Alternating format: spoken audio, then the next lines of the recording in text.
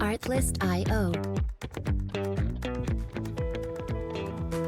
Hola, buenas tardes, ¿cómo están? Soy Hugo Roldán de La Hermosa del campus de Nogales.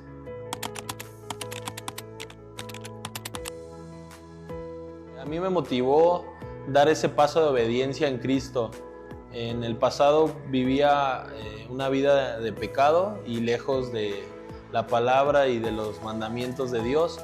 Entonces, para mí el acercarme a Dios pues fue pleno y sin tibiezas. Entonces, por eso decidí dar ese paso de obediencia para estar más cerca del Padre.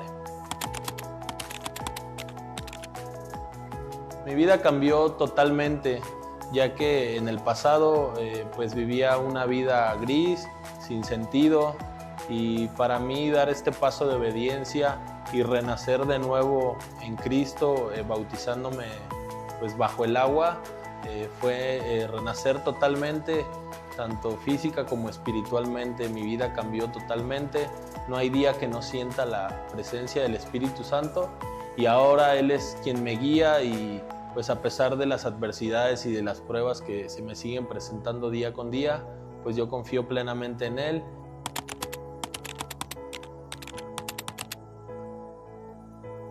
Yo le diría que den este paso con plena confianza, sin titubear. En lo personal, yo les podría decir que es la mejor decisión que pueden tomar en su vida.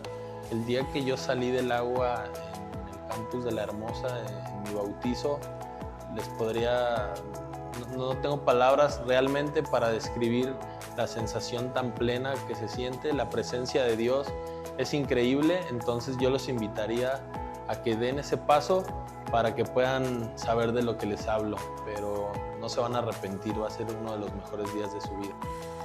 Si Dios te dio la vida, es porque sabe que puedes con ella.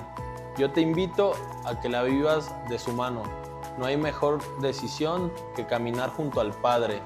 Recuerda que en esta vida terrenal solamente estamos de paso, pero la promesa de Dios es más grande y es vivir junto a Él por toda la eternidad. Anímate. El día de ayer ya nos confirmaron, estuve cerrando el trato con las personas que están encargadas del auditorio de Río Blanco. ¿Cuántos ubican el auditorio de Río Blanco? Sí, porque no ubica el auditorio de Río Blanco, bueno, pues creo que ubica el centro de Río Blanco, ubica el parque de Río Blanco, luego siguen la parte más sabrosa, que es la parte gastronómica de aquí de nuestro Río Blanco. Sí, llega usted a las tortas del Chino, luego a las tortas Don Arturo, lo más representativo, ¿no? Me van a tener que pagar el comercial, ¿verdad? Que se mochen, ¿verdad? Luego llega usted al Seguro Social, del Seguro Social se cruza y llega, no se va a quedar ni en el seguro, ni en el centro de salud, ¿verdad? Está el centro, y ahora sí, terminando el centro de salud, está el auditorio de Río Blanco, ¿ok? Y bueno, una gran bendición porque sé que Dios nos está dando la oportunidad de hacerlo ahí. No se pudo hacer acá en Nogales, sin en cambio el alcalde nos ha estado apoyando también para obtener allá a través de un hermano que estuvo en su tiempo acá en la iglesia y ha estado gestionando. Y nos dice, bueno, ok, no te pudimos otorgar el auditorio, pero acá viene el asunto, dice, ustedes vean este asunto y nosotros lo apoyamos, ¿ok? Entonces me dice, ya sea en la renta de las sillas o en el pago de la renta del salón, pero en algo los vamos a apoyar. Y eso pues es darle gracias a Dios. También estuvimos en la semana viendo lo del equipo, del escenario, y la persona que tiene todo ese equipo dice, si es para ese evento, cuenten con ello. Oye, ¿cuánto es? No, cuenten con ello. Entonces, Dios abriendo puertas, por eso le digo, estos 15 años van a ser de muchos, de ponle acá y ponle allá, pero de todas maneras, en la mañana me confirmó el pastor de México, vienen una comisión, pero vienen a estar acá Coayucatepec ya está listo para venir en un autobús. Los de Astacingan amenazan con venir con varias camionetas. Digo, no ven a tomar el centro de Río Blanco. Y y bueno, ya vienen y va a estar una gran fiesta. Incluso ya me dijeron, ¿quieres una pipa para la alberca? Sí, queremos la pipa. Entonces, como pueden ver, es una gran logística. Gracias a Dios por Joa, por Jorge, por Ivette, por su esposo, por Charo, por todos los equipos que estamos inmersos en todo esto, ¿no? Por Yadis, por Armando, gestionando lo de la comida, viendo que todo, Laura, checando. No, es una gran logística, pero gracias a Dios que tenemos el mejor equipo y tenemos a Dios de nuestra parte, y ese día va a ser un día bien hermoso, el día 28. ¿Estamos listos para ese día? Amén, gloria a Dios. Ore para que todo salga bien y sea un gran testimonio. Bien, precisamente hablando de testimonio, hoy quiero compartir con ustedes el poder de un testimonio entre cadenas. El poder de un testimonio entre cadenas. Antes de entrar al mensaje, quiero que usted ore junto conmigo y le pida a Dios que podamos estar atentos estos minutos a su palabra. Padre, te doy gracias. Sé que en medio de este momento, Señor, puede haber muchas distracciones, incomodidades, pero yo sé que en este momento entregamos nuestros pensamientos a ti y creemos que tú operas en nuestro espíritu, en nuestro ser, Padre, para escuchar tu palabra y lleve mucho fruto. En el nombre de Jesús. Amén. A veces en la vida hay experiencias que parecen contradictorias. Sí, no sé si a ti solamente, a mí me ha pasado, pero seguramente a más de uno. Esa frase de decir, pero si es que hoy estoy obedeciendo a Dios, si es que ya hasta me bauticé, ¿no? Pero es que si hasta ya me voy por la derecha, ahora sí estoy leyendo la Biblia, ahora sí estoy asistiendo, ahora sí voy a un grupo conexión. Bueno, ya hasta me bauticé. Y las cosas no me van bien. Pareciera que los problemas se han puesto en contra mía, las malas noticias, y decimos, creo que esto no, como que no es de Dios. Déjame decirte que la Biblia muestra otra realidad. La obediencia no siempre evita prisiones, no siempre evita dificultades. En el libro de Hechos, capítulo 16, hay una historia de dos hombres, uno llamado Pablo y otro llamado Silas, en los cuales estaban haciendo lo correcto, estaban en el lugar correcto a donde Dios les había mandado estar, pero también se narra que ellos estaban en la cárcel. Y estaban en la cárcel no por una cuestión inmoral, no por una cuestión de ser criminales, estaban allí por predicar el evangelio, por liberar a una chica que en su momento estaba siendo atormentada por el demonio y estaba siendo usada por otras personas. Ese era por lo cual, según las autoridades, estaban alborotando la ciudad y los metieron a la cárcel. Ahora están en el lugar más profundo de la cárcel, están en el lugar más oscuro de esa prisión, están encadenados, están con sus pies en unos cepos y están ahí en esa gran dificultad. Humanamente hablando, esto parecía una derrota a todo su proyecto de vida, porque ellos no habían ido a ese lugar a predicar para ser encarcelados.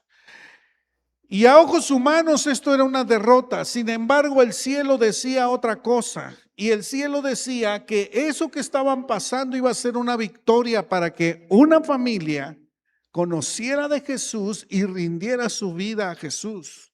Por eso sigo diciendo que vale la pena lo que nosotros podemos hacer para que alguien venga a Cristo Jesús, para que alguien conozca de Cristo Jesús. Y miren que si Pablo y Silas pagaron un precio altísimo, hablando humanamente, porque una familia conociera a Jesús. Claro que lo pagaron.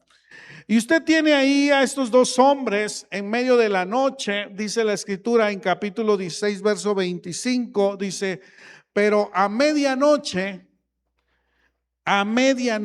orando, Pablo y Silas cantaban himnos a Dios y los presos los oían. Es importante resaltar esta frase, la medianoche, porque la medianoche representa el momento más oscuro. La escritura no menciona la medianoche por casualidad.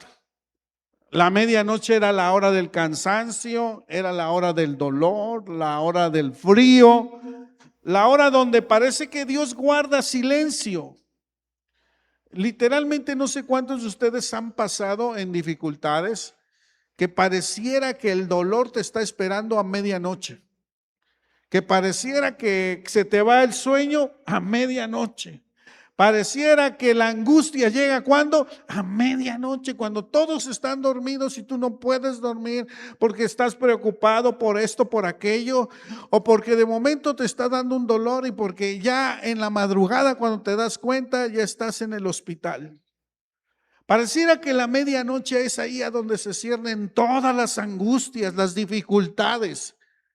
La medianoche simboliza esos momentos de la vida cuando nosotros no encontramos respuestas, cuando recibimos un diagnóstico inesperado, cuando la crisis económica llega a nuestra vida, cuando los problemas familiares asaltan a nuestra quietud muchas veces, cuando la oración que hacemos parece que no es respondida. Y todos conocemos en su momento alguna medianoche espiritual, en ese momento de dificultad que todo cambia. He estado platicando la pérdida de un amigo. Hace aproximadamente 12, 13 años conocí a alguien que por el gusto por tocar el saxofón, llegué con él y él me empezó a dar clases. Desde que yo lo escuché tocar, la pericia con lo que lo hacía, cautivó mi interés porque era de los pocos músicos que tenían un oído muy privilegiado para escuchar y escribir.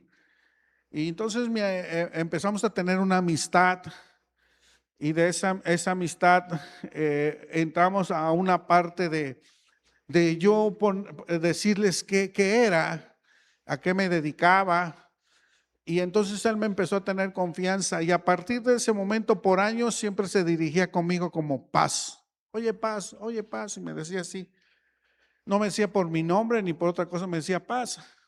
Y entonces mi intención siempre fue presentarle la palabra de Dios, algunas veces por un compromiso, porque de maestro a alumno esa relación aceptaba, ¿no? 2, 3 veces lo tuvimos aquí en unos eventos especiales, por aquí le lo presenté y lo llevé a una persona de aquí con él como maestro, bueno, lo recomendamos en ese tiempo, estuvo aquí tocando y esa era nuestra amistad, sí, y nuestra amistad fue creciendo de tal manera que en cierta ocasión puso un límite porque hablábamos de lo que él pensaba que era religión. Y él me marcó bien su línea, ¿sí? Era de un lugar a donde es muy arraigado la religión popular y prácticamente era eso, ¿no? Es decir, pues yo te apoyo musicalmente, pero hasta ahí, ¿no? Sin en cambio, continuamente cuando a veces hacíamos pausa en la clase, salía el tema, era inevitable salir el tema. Y llegó el momento que le hablé de Jesús. Le hablé el momento en de decir, tienes que decidir por tu vida por Jesús. Él no me dijo ni sí ni no. Siguió el tiempo pasando. Pero últimamente, como que si Dios estuviera preparando su vida, se empezó a interesar más y más. Y hace que será unos 4 meses probablemente, me escribe y me dice, ¿sabes qué, Paz? Ora por mí. Me siento mal, dice, siento un calor dentro de mi ser y yo creo que mañana me van a hacer análisis. Ok, oré por él y posteriormente me dice, ¿sabes qué? Que me detectaron leucemia, a lo mejor puede ser, a lo mejor no. Te pido que ores por mí. Claro que sí, empezamos a orar. Y cierta ocasión, en ese periodo recién que iba a recibir sus resultados, porque no lo sabía todavía, le dije a mi esposa, ¿sabes qué? Vamos a visitarlo y vamos a llevarle una despensa y una ofrenda. ¿Qué te parece? Sí. Y ese día le dije, quiero hablar contigo y quiero hablar con tu esposa. Y salió su esposa, le hablé de Cristo, los llevé a Cristo, estuvimos orando por él y me dio mucho gusto que al cabo de una semana él me dice, ¿sabes qué, Paz? Creo que lo único que me sostiene ahorita es lo que me acabas de decir, la fe en Cristo Jesús. Él entendió de volada esa parte, así de rápido. Estoy hablando de que cuando la noche te viene encima, ¿no? Y entonces a él se le viene la noche encima de un momento a otro y él sabe qué hacer en ese momento. Y en ese momento me dice, ¿sabes qué? ¿Qué te parece este canto? Pero para eso yo le mando una canción que me gusta mucho y le dije, mira, yo he experimentado con eso. Es uno de los versículos que más me gusta de lo que Dios hace y dice, si tan solo tocar el borde de tu manto. Y le mando la canción. Dice, Paz, me hizo llorar toda la tarde esa canción. Dice, ¿cómo ves? ¿Cómo quedó? Y me manda su audio tocando el saxofón y esa canción. Dije, genial. Y al cabo del tiempo me dice, mira esta otra canción. Y empieza a tocar y empieza a adorar a Dios con su saxofón y sus canciones. Y, y le digo, tienes que ir a la iglesia. Sí, yo voy. Y cuando lo veo un día, estaba en la iglesia en Orizaba con su familia. Y me dio mucho gusto que estuviera ahí. Oramos por él. Y como que si Dios estuviera preparando su vida y su camino. Al poco tiempo me dice, me van a hospitalizar acá en Orizaba. Lo ingresa a Orizaba, lo voy a ver al hospital. Y ahí en su cama de hospital, una vez más, tu vida está en las manos del Señor. Tu vida está en, y me decía así, Paz, y tenía su Biblia al lado de su cama. O sea, un hombre que por mucho tiempo me evadió, por mucho tiempo me escuchó y que Dios me dio la oportunidad de tratarlo 12 años, óiganlo. Y que en los últimos meses de su vida, él pudo escuchar el mensaje de salvación y de abrazarse en la fe en Cristo Jesús. Él se tiene que ir a Veracruz para su tratamiento y continuamente oraba por él. Hasta que una vez simplemente ya no reaccionó al tratamiento. Hace 2 semanas se fue. Repito, como amigo llegas a sentir esa parte, ese dolor. Pero por el otro lado, digo, Señor, si la noche oscura llegó a su vida, qué bueno que tú estuviste con él en el momento más oscuro de su vida. Y yo sé que él aceptó a Cristo Jesús. Él rindió su vida a Cristo Jesús. Y eso es hermoso y eso es bello porque la pregunta es, ¿qué haces cuando la noche te llega? ¿Qué haces cuando de momento te avisan que tienes un diagnóstico, tienes un problema? ¿De qué te abrazas? ¿Qué te sostiene en medio de esto? ¿Sabes? En medio de la noche, ¿qué estaba sosteniendo a Pablo y a Silas? Su oración y su alabanza a Dios. Y entonces ellos eligieron adorar en medio de esto. Ellos, lo más extraordinario es que, lo extraordinario incluso no es que cantaran, lo extraordinario es cuando estaban cantando. Ellos estaban cantando, no cantaron después del milagro, estaban cantando antes del milagro.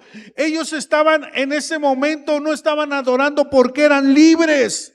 Estaban adorando porque Dios seguía siendo digno aun cuando ellos estaban encadenados.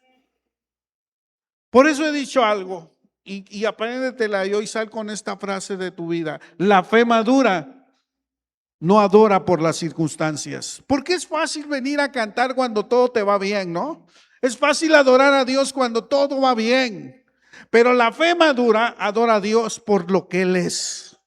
Otra vez, adora a Dios por lo que Él es, aún en medio de la prueba, aún en medio de la enfermedad, aún en medio de la circunstancia. Tú puedes adorar y glorificar el nombre de Dios, porque tú sabes que Dios es fiel y nunca te va a dejar y nunca te va a abandonar. Amén. ¿Cuántos dan un aplauso al Señor?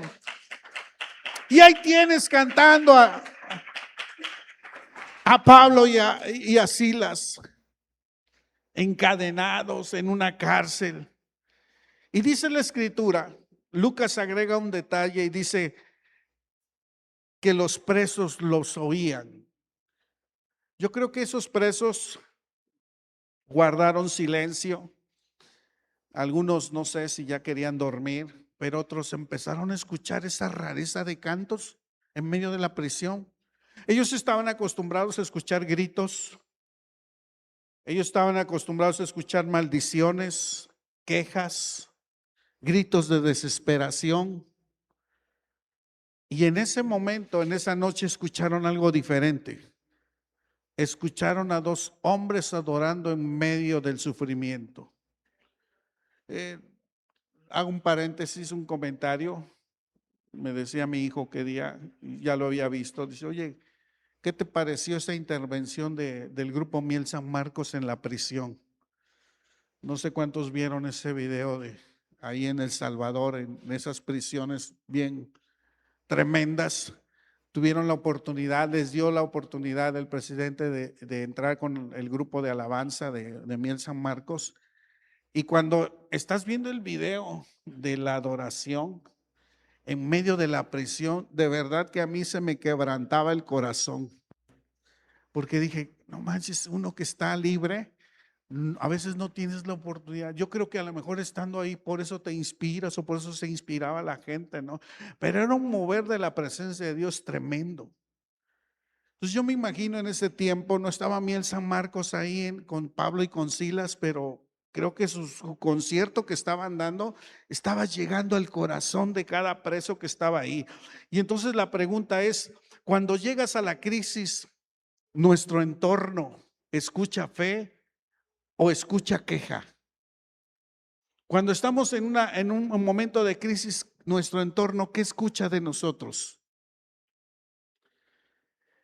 Cuando ellos estaban alabando a Dios en ese momento, los presos poniendo atención, dice la escritura en el verso 26, entonces sobrevino de repente un gran terremoto. ¿Qué vino? Un gran terremoto. Yo creo que esto fue algo sobrenatural de parte de Dios. ¿Por qué? Porque de esta manera fue una intervención sobrenatural, porque cuando vino ese terremoto, las puertas se abrieron de la prisión. Cuando vino ese terremoto, las cadenas se cayeron de las manos de los presos.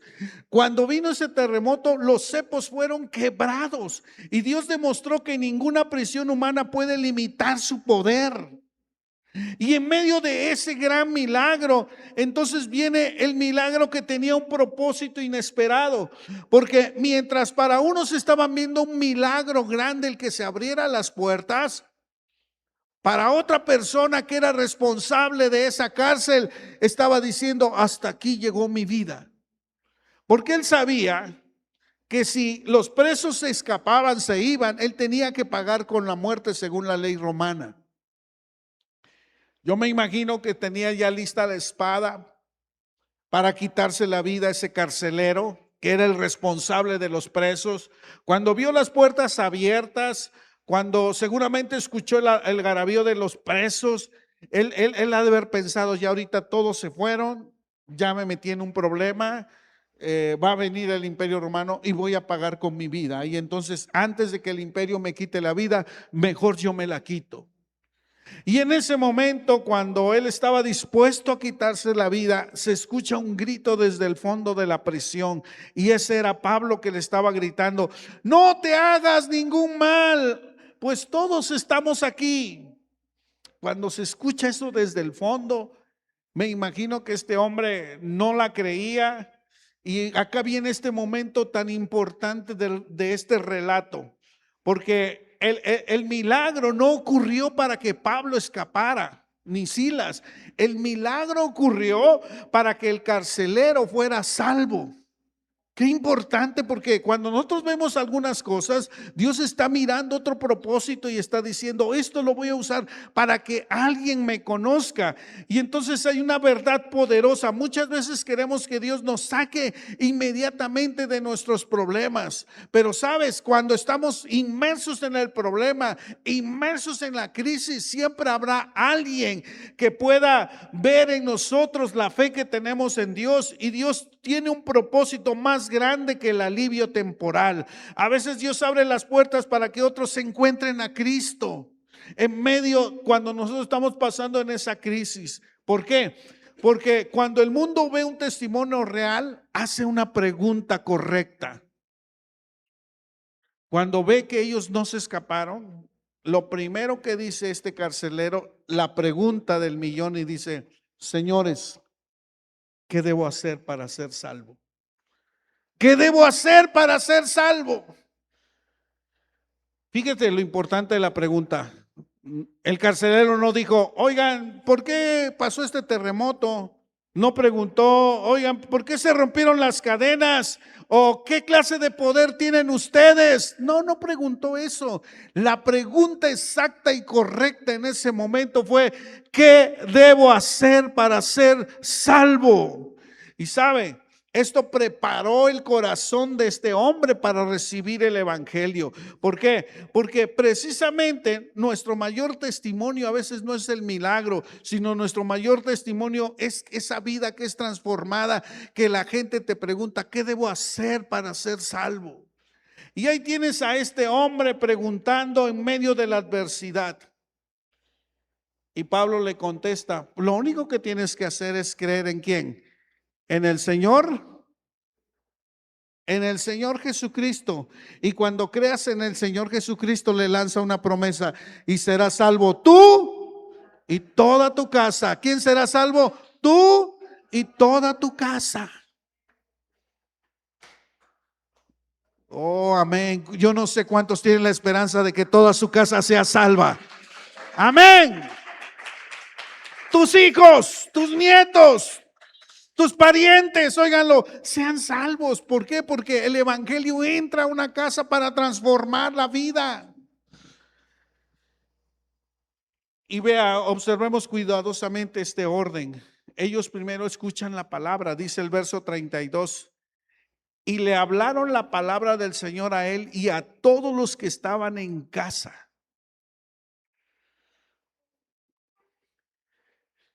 Aprovechó el apóstol Pablo para empezar a hablar la palabra a él y a todos los de su casa. No sé si fue en ese momento de la madrugada, no sé si fue al otro día, pero estoy seguro que esas horas sí ocurrieron. Y estoy seguro que el carcelero le dijo a la esposa, oye, ven, mira, escucha lo que me está diciendo este hombre.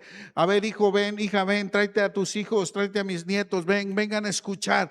Y ahí tienen a la familia del carcelero escuchando a Pablo, y Pablo aprovechando el momento para enseñar la palabra de Dios. Tú no te puedes negar a enseñar la palabra de Dios. Tú necesitas enseñar la palabra de Dios en todo tiempo y en todo momento que tengas una oportunidad. Y dice la escritura que Pablo no bautizó al carcelero de manera inmediata. Después de escuchar su pregunta, primero hubo una enseñanza, después hubo una ceremonia, después antes de la ceremonia hubo evangelio, antes del agua hubo fe. Ya cuando los preparó en fe, cuando los preparó en conocimiento de la escritura, del evangelio, entonces tomaron la decisión de bautizarse. ¿Por qué? Porque la fe bíblica, escúcheme bien, no nace de la emoción, nace de la fe bíblica, nace de escuchar la palabra de Dios. ¿De dónde nace? De escuchar la palabra. ¿Qué nos dice Romanos 10:17? Que la fe viene por el oír, y el oír por la palabra de... Mire, yo sigo diciendo algo que lo he dicho muchas veces. Sé que, por ejemplo, ahorita hace mucho calor. Sé que la pasividad, la cuestión monótona de mi voz, la posición en la que estés, te puede generar sueño. Pero yo te lo he platicado más de una vez, yo experimenté eso hasta que descubrí que era una trampa del enemigo. Porque en aquel entonces mi pastor predicaba con una Biblia como de este tamaño. Si alguien lo conoció, él no era muy alto, que digamos, entonces se notaba mucho la Biblia que traía esa, yo le digo las sacachamucos, ¿no? Porque si no sale, te da un bibliazo y con eso sale, ¿no? Y llegaba con su Biblia y la ponía en lo que le llamábamos el púlpito. Yo le aguantaba, ¿qué será? 5 o 10 minutos. Y después de los 10 minutos, casi escuchaba yo, duerme, duerme, duerme. No manches, y yo comenzaba yo, duerme, duerme. Y en aquel entonces no me podías decir que me pasaba yo la noche con el TikTok, que no había, ¿no? Es más, ni tele me dejaban tener en la casa. Era yo adolescente, entonces yo me daba cuenta que, ya viene la hora de dormir con mi paz, ¿no? Me acomodaba yo y duerme, duerme. Y ya a cierta ocasión yo me empecé a decir, no te duermas, y me daba yo una cachetada, ¿no? Y o me salía, yo me echaba agua y luego ya ni entraba, ¿no? Me pasaba ya a la cafetería, no, eso es ahora. No, en aquel entonces ni había eso. Pero lo raro estaba, lo más raro que ocurría, era que cuando mi paz cerraba la Biblia, haz de cuenta que ¡frum! Adiós sueño. Y entonces me ponía yo al tiro. Y ya pensaba yo en el talento que le llamaban, en las tortas, en lo que iba yo a comer después de ahí, ¿no? Y se me iba el sueño. Entonces dije, a ver, eso no es normal, porque si yo tuviera sueño, yo llegara a mi casa a dormir. Y no exactamente llegaba yo a dormir. Entonces dije, creo que aquí hay algo que si dice la escritura que la fe viene por el oír de la palabra de Dios, hay algo que no me quiere dejar que yo escuche la palabra de Dios para que en mí no haya fe. Y eso es una trampa del enemigo. Porque sabe el enemigo que cuando yo escuche la palabra de Dios, en mí va a haber fe. Y la fe va a ser una espada de doble filo. Y sé que la voy a aplicar y la voy a hacer. Entonces creo que eso tiene su sentido. Ahora, yo entiendo cuando una persona se la pasó toda la noche en el hospital y viene acá y dices, pobrecito, estuvo una mala noche enfermo, etcétera, etcétera, ¿no? Pero hoy hay una cultura de desvelarse demasiado. Otra vez, hay una cultura, yo lo veo con mis chamacos en la escuela. Tengo yo voy a decir otra cosa, dormilón, ¿sí?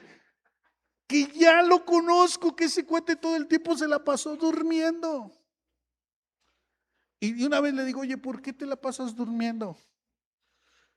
Pues es que no me da sueño. No te da sueño, te desvelas.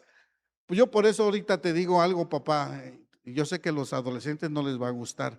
Desconéctenle el módem a las 10 de la noche y llévenselo a su cuarto. Y después de eso le dicen a sus hijos, si quieres desvelarte, que te cueste, échale a tus datos.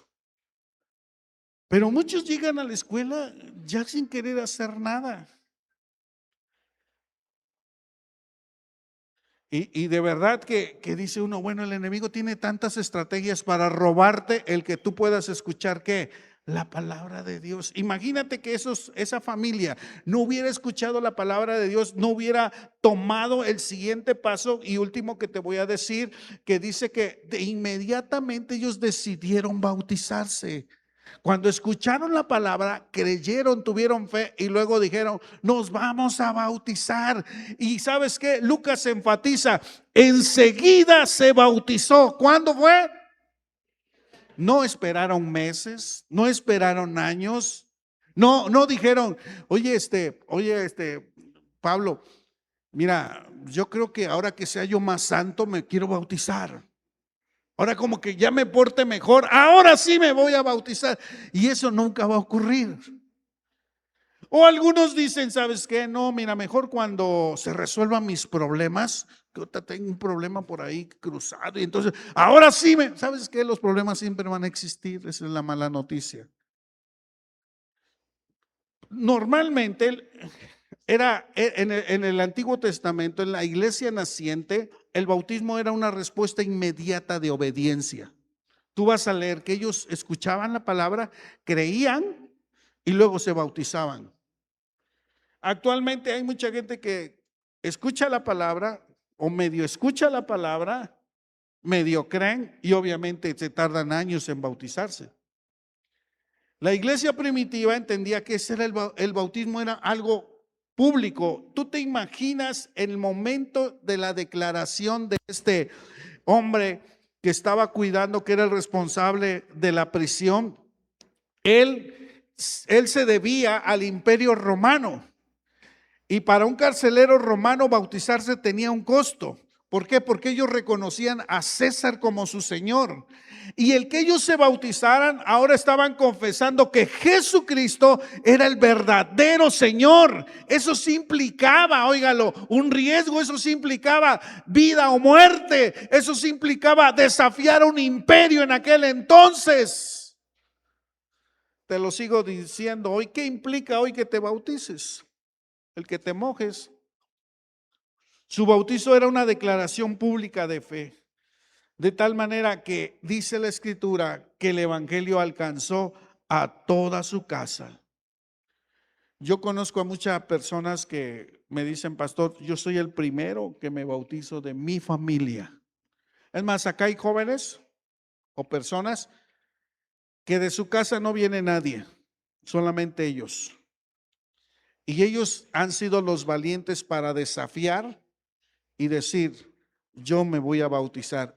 Y yo creo en algo, cuando yo los conozco y les digo, tú vas a ser la punta de lanza para que tu familia conozca de Cristo Jesús. Porque siempre alguien comienza en casa, óiganlo, alguien comienza en casa y de ahí llegan los hijos, de ahí llega la esposa, llega el esposo, llega el abuelito, llega el papá, llega la mamá, llegan los hermanos, llegan los tíos. Por eso le estamos diciendo a las personas que se van a bautizar, inviten a sus familiares para que esto sea un ¿qué? Un testimonio de vida para ustedes. Así que de verdad que en esa ocasión, cuando Cristo entra en una vida, la influencia se comienza a extender a los demás. Quizá hoy hay padres orando por sus hijos, esposas orando por sus esposos, abuelos intercediendo por los nietos. Pero Hechos 16 nos recuerda que Dios sigue visitando hogares. Dios sigue salvando familias, sigue salvando generaciones, sigue escribiendo historias de redención dentro de las casas. Y eso va a ser muy padre algún día que tú testifiques. Yo una vez decidí por Jesús, me bauticé y eso hizo que pudiera alcanzar a mi familia. Hay aquí alguien que está pensando y que tiene en su corazón el deseo de algún día ver a su familiar en este lugar. ¿Nadie? ¿Hay familiares que todavía hay que alcanzar? Amén.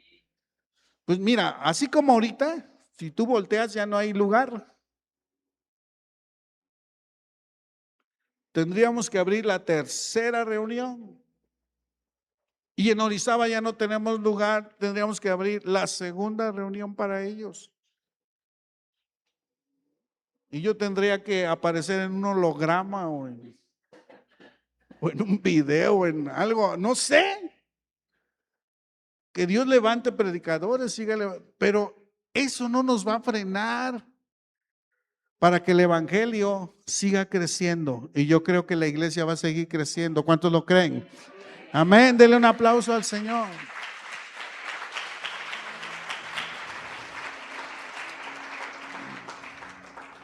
Y el versículo 34 termina diciendo, y se regocijó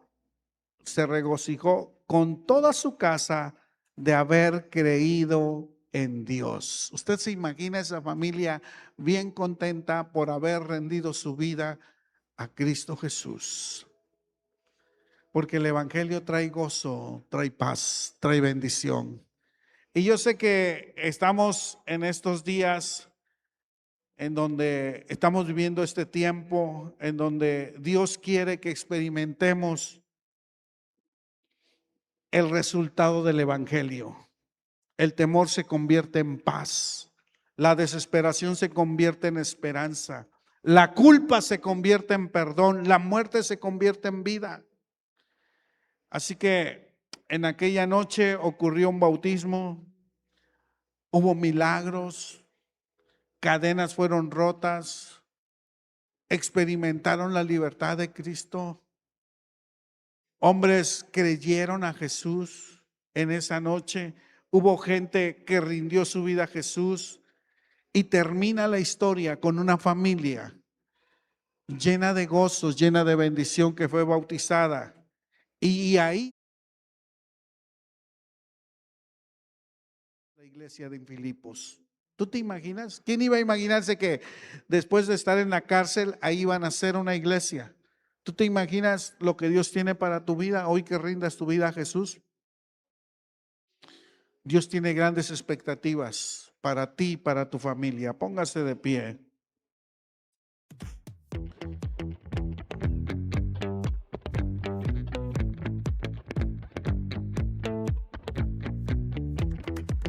Artlist.io